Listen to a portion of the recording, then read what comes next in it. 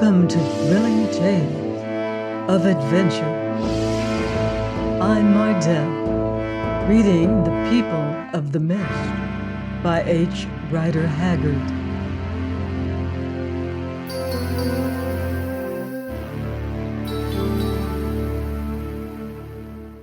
Chapter 5. Otter Gives Counsel. When the burial was finished, and Thomas Outram slept his last sleep beneath 6 feet of earth and stones, his brother took out the prayer book that Jane Beach had given him, which in truth formed all his library, and read the funeral service over the grave, ending it by the glare of the lightning flashes. Then he and Otter went back to the cave and ate, speaking no word. After they had done their meal, Leonard called to the dwarf, who took his food at a little distance. "Otter," he said, setting the lantern between them, "you are a faithful man and clever in your way. I would tell you a story and ask you something. At the least," he added to himself in English, "in such a matter your judgment is as good as mine." "Speak on, Baas," said the dwarf. "My ears are open." And he squatted down on the further side of the lantern, like some great toad, watching his master's face with his black eyes. "Otter the Bass who is dead and I, journeying to this country about 7 years ago. Before we came here, we had been rich men, chiefs, in our own place. But we lost our kraals and cattle and lands. They were sold. Others took them, and we became poor. Yes, we who were fat and lean as trek oxen at the end of winter. Then we said to each other, 'Here we have no longer any home. The shame of poverty has come upon us. We are broken vessels, empty men of no account. Also we are chiefs by blood, and here we cannot let ourselves out to labor like the common people, lest both the common people and the nobles should make a mock of us. Our great stone kraal that has been ours for many generations is taken from us. Others dwell in it. Strange women order it, and their children shall move about the land. We will go away.'" "The blood is the blood," broke in Otter. "The wealth is nothing. That comes and goes, but the blood is always the blood. Why did you not gather an impi, my father, and put these strangers to the spear, and take your kraal again?" "In our land this may not be, Otter, for their wealth is more than race. So we should have been brought to still greater shame. Riches alone could give us back our home, and we had none left. Therefore we swore an oath together, the dead Bass and I, that we would journey to this far country and seek to win wealth, that we might buy back our lands and kraal, and rule over them as in past years, and our children after us." "A good oath," said Otter, "but here we should have sworn it otherwise, and there would have been a ringing of steel about that kraal, not the chink of yellow iron." "We came, Otter, and for 7 years we have labored harder than the lowest of our servants. We have traveled to and fro, mixing with many peoples, learning many tongues, and what have we found? The Baas yonder in a grave in the wilderness. Aye, the food that the wilderness gives, no more." "A poor wage so far," said Otter. "Ah, the ways of my people are more simple and better. A red spear is brighter than the red gold, yes, and it is more honest." "The wealth is unwon, Otter, and I have sworn to win the wealth or die. But last night I swore it again to him who lies dead." "It is well, Baas. An oath is an oath, and true men must keep it. But riches cannot be gathered here, for the gold, most of it, is hid in those rocks that are far too heavy to carry, And who may charm gold out of the rock? Not all the wizards in Zululand. At the least, you and I cannot do it alone, even should the fevers spare us. We must trek, Bass, and look elsewhere. Listen, Otter, the tale is yet to tell. The Bass who was dead dreamed before he died. He dreamed that I should win the gold, that I should win it by the help of a woman, and he bade me wait here a while after he was dead. Say now, Otter, you who come of a people learned in dreams, and are the child of a dream doctor, was this a true dream or a sick man's fancy? Nay, Bass, who can tell for sure?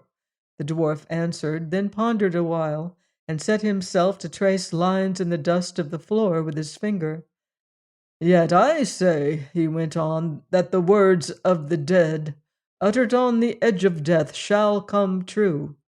He promised that you should win the wealth. You will win it by this way or that, and the great kraal across the water shall be yours again, and the children of strangers shall wander there no more. Let us obey the words of the dead, and bide here a while as he commanded. 7 days had passed, and on the night of the 7th, Leonard Outram and Otter sat together once more in the little cave on Grave Mountain, for so they named this fatal spot. They did not speak, though each of them was speaking after his own fashion, and both had cause for thought. They had been hunting all day, but killed nothing except a guinea fowl, most of which they had just eaten. It was the only food left to them. Game seemed to have abandoned the district. At least they could find none.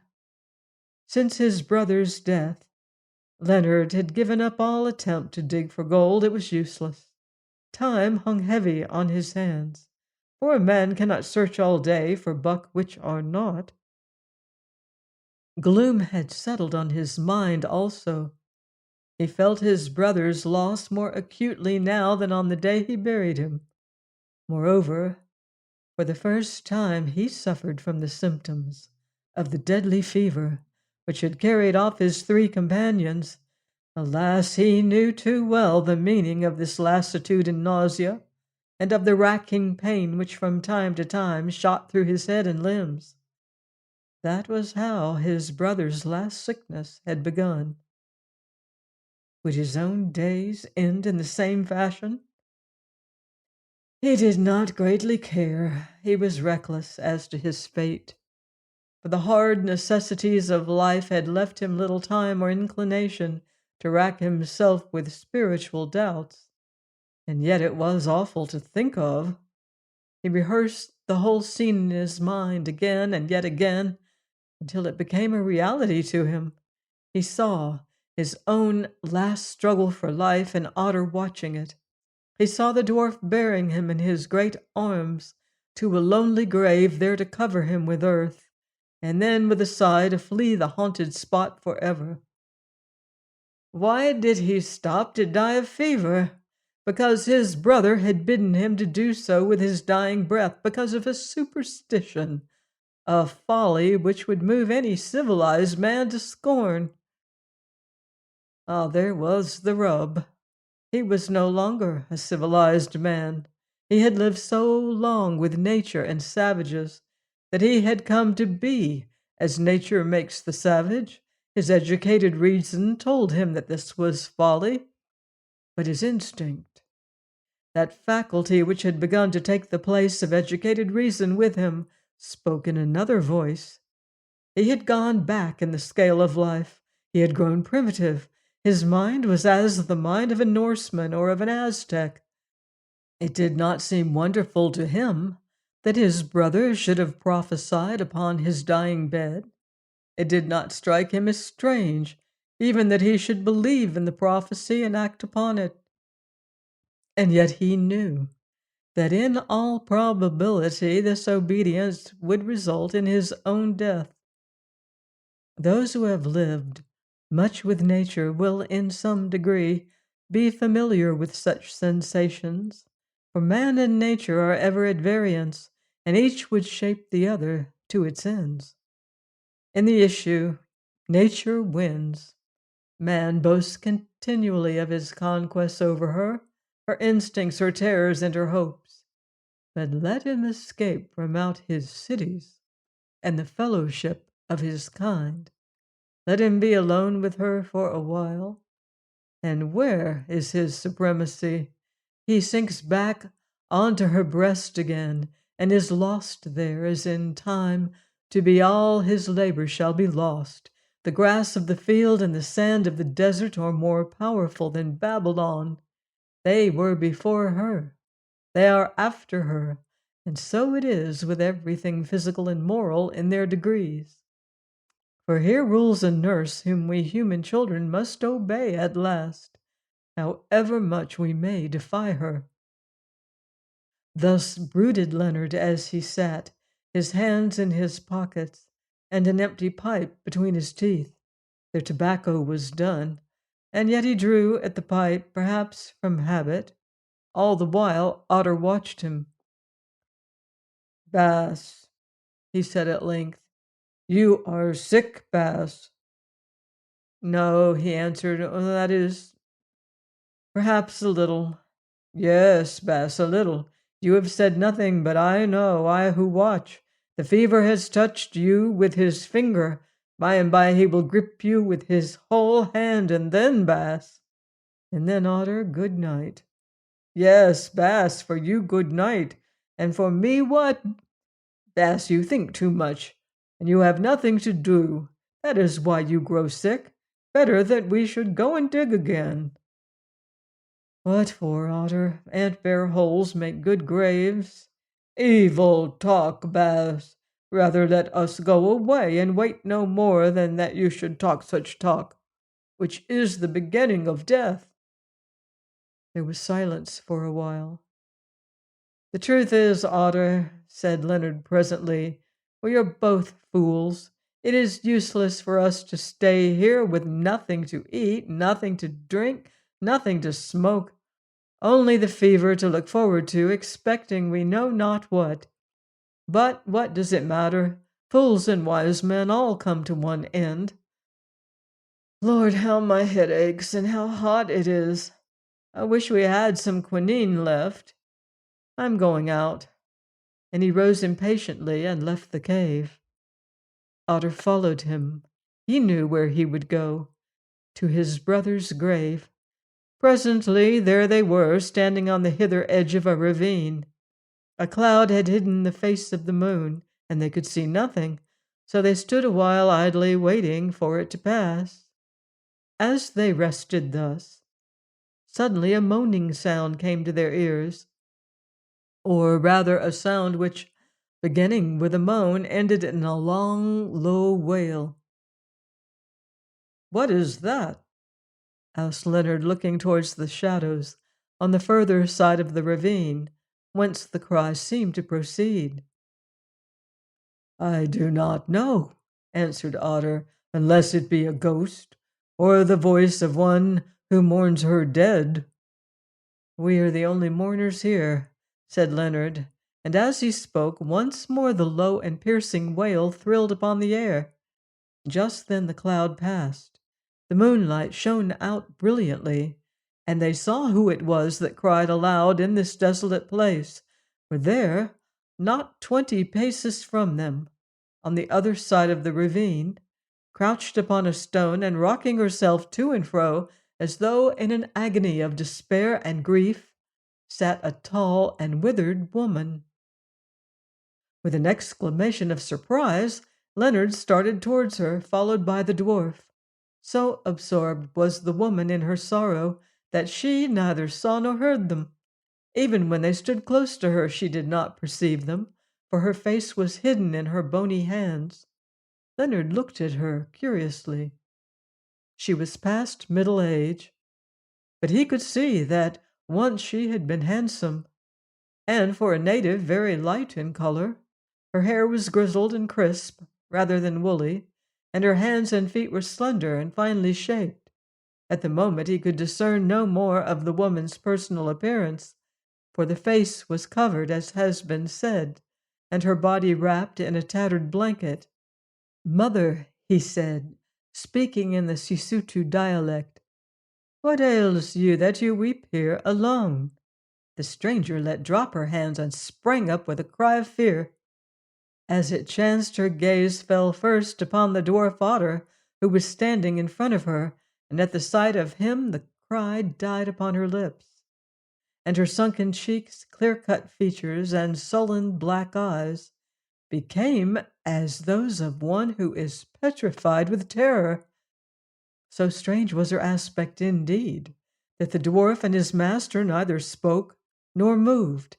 They stood hushed and expectant. It was the woman who broke this silence, speaking in a low voice of awe and adoration, and as she spoke, sinking to her knees. "And hast thou come to claim me at the last?" she said, addressing Otter. "O thou whose name is Darkness, to whom I was given in marriage, and from whom I fled when I was young, do I see thee in the flesh? Lord of night, king of blood and terror, and is this thy priest? Or do I but dream? Nay, I dream not. Slay on, thou priest, and let my sin be purged." "Here it seems," said Otter, "that we have to do with one who is mad." "Nay, Jal," the woman answered, "I am not mad, though madness has been nigh to me of late." "Neither am I called Jal or Darkness," answered the dwarf with irritation. "Cease to speak folly, and tell the White Lord whence you come, for I weary of this talk." "If you are not Jal, Black One, the thing is strange, for as Jal is, so you are. But perchance it does not please you, having put on the flesh, to avow yourself before me. At the least, be it as you will. If you are not Jal, then I am safe from your vengeance. And if you are Jal, I pray you forget the sins of my youth and spare me." "Who is Jal?" asked Leonard curiously. "Nay, I know not," answered the woman with a sudden change of manner. "Hunger and weariness have turned my brain. I spoke wandering words. Forget them and give me food, white man," she added in a piteous tone. "Give me food, for I starve." "There is scant food here," answered Leonard, "but you are welcome to it. Follow me, mother." And he led the way across the donga to the cave, the woman limping after him painfully. There Otter gave her meat, and she ate as one eats who has gone hungry for long, greedily and yet with effort. When she had finished, she looked at Leonard with her keen dark eyes and said, "Say, White Lord, are you also a slave trader?" "No," he answered grimly, "I am a slave." "Who is your master, then, this Black One here?" "Nay, he is but the slave of a slave. I have no master, mother. I have a mistress, and she is named Fortune." "The worst of mistresses," said the old woman, "or the best, for she laughs ever behind her frown, and mingles stripes with kisses." "The stripes I know well, but not the kisses," answered Leonard gloomily, then added in another tone, "What is your errand, mother? How are you named? And what do you seek wandering alone in the mountains?" "I am named Soa, and I seek succor for one whom I love and who is in sore distress. Will my lord listen to my tale?" "Speak on," said Leonard. Then the woman crouched down before him and told this story. Please join me next time for another exciting chapter of The People of the Mist by H. Rider Haggard, here on Thrilling Tales of Adventure.